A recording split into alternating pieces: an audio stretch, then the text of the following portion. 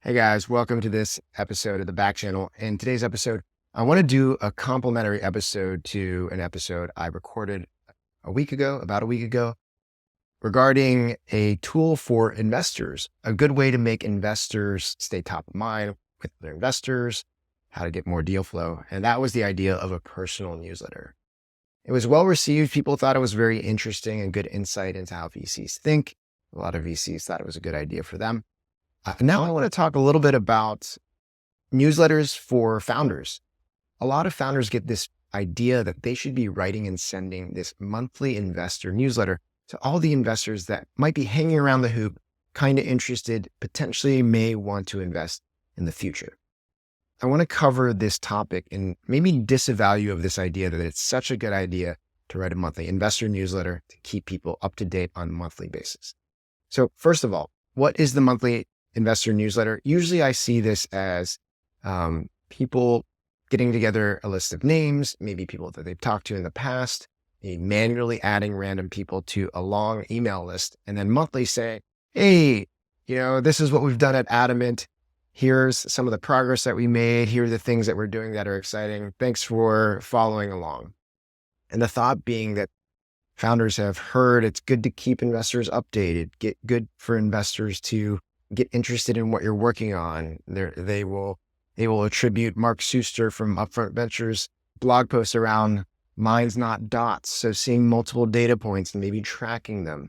Here's what I'll say to you all who think that investor newsletters are a good idea for founders. I think it's a misguided approach to communicating with investors. It's not the most effective way to drive a fundraise, and it benefits only a very few number of people. The first types of people that it benefits is investors. It mainly benefits investors. Think about it. It's an investor's job to keep tabs on a bunch of companies and try to see when companies are doing well. And when they see companies doing really, really well, then maybe they'll get a chance to invest. But you're kind of giving all this data to investors on their terms and not your terms. And the only investor updates that are actually going to be interesting to investors are ones where the results continue to go up and up and up, right? So that's the second category of person or entity where investor newsletters are beneficial. It's the founder who is constantly executing, and every month it goes up and up and up. And every investor update is super interesting. It's like, oh my God, I can't believe they did this. Oh my God, I can't believe they made this hire. Oh my God, they said they were going to do this and they did it. That is very few founders and very few companies, especially in the early days. Now, I will say that I've seen this, right? A lot of people will point to someone like Sam Korkos, who in the first couple years of Levels was religious about posting monthly investor updates, transparency into what they were doing. And I'll tell you, it worked because, wow, his execution in the first couple of years was impressive, right? And it does benefit companies like that. It would benefit a company to be able to say, look, I'm doing it. But I'll tell you, those types of companies don't need the additional momentum of an investor newsletter to actually get their fundraises done, which is kind of the conundrum. It's kind of a funny thing. It's like, yeah, I guess it would work in this scenario, but they didn't need it. If you're a crazy busy entrepreneur like me, I know one thing's certain: you have too much to do. Of course, you'd love to hire someone else to help, but I bet you think you can't afford it. It turns out you can, especially if you use a recruiting firm called Agent, like I have in recruiting my last 4 team members. Agent specializes in recruiting overseas talent. Now, I know what you're thinking, not another virtual assistant hiring agency. Yes, they can help you hire assistants, but they can also help you hire skilled talent like marketers, designers, and even engineers at a fraction of the cost.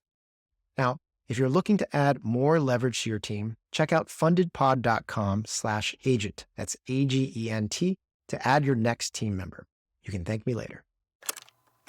The companies who might not have that kind of marching month over month awesome update to be able to share, those companies, well, they need a little bit of finesse when it comes to getting a fundraise done.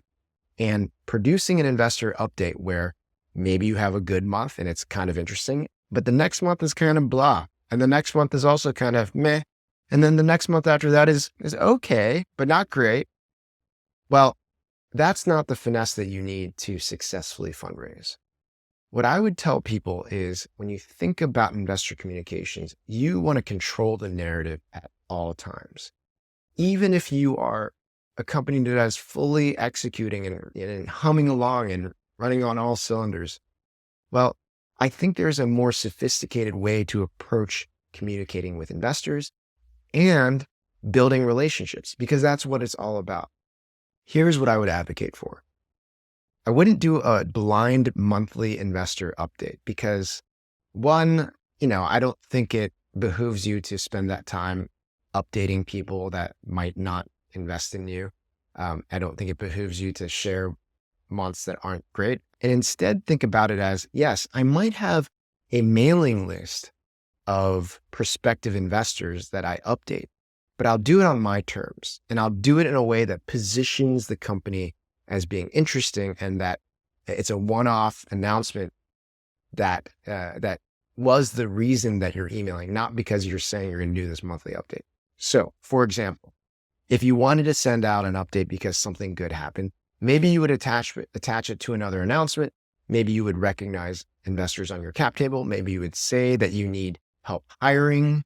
Maybe you would ask for help with connections to a company because, oh my gosh, we already found product market fit in this space, in this industry. Our revenue has grown like this. Can you introduce us to companies in this space? So it bakes the update into a request for help, which I think positions that sort of update, that sort of one update in a really positive light. Think about it. If they hadn't heard from you in 4 months and a note goes out that they read, it's like, hey, request for intros to the telecom industry. And it's like, hey, I know you guys have been following along the journey of Adam and wanted to reach out to everyone who's followed along and has been a supporter and just ask if anyone has any connections to the telecom industry. Adam has been doing extremely well. The last 3 months, we've grown 30% month over month. We've added some of the best talent in Los Angeles. And now we really want to take on telecom. Does anyone have introductions to AT&T, Verizon, or whatever? That looks like much more of a compelling update because it's baked into a request. And the request is much more about like, look, we're growing so well that we need help connecting to these amazing companies. And it can really pique the interest of investors. Compare that instead to a monthly update where like maybe you'd be able to show some good updates and maybe it would be read, but it just doesn't have the same pizzazz, right? So I would rethink your communication strategy with investors. Don't just be lazy and default to a monthly newsletter where you're not going to have the energy to make them all good and you're not going to have the numbers to make them all good. Also, don't be lazy around building relationships with investors themselves. Spend some time maybe on personal updates directed at personal investors. Spend some time in geographies where investors are and be able to find time with them in person. Try these things rather than the blind, dumb investor update. I think it will serve you guys really well. All right, that's this episode of the Back Channel. I hope it was helpful. I hope it makes your communications with investors better. And I'll see you on the next episode.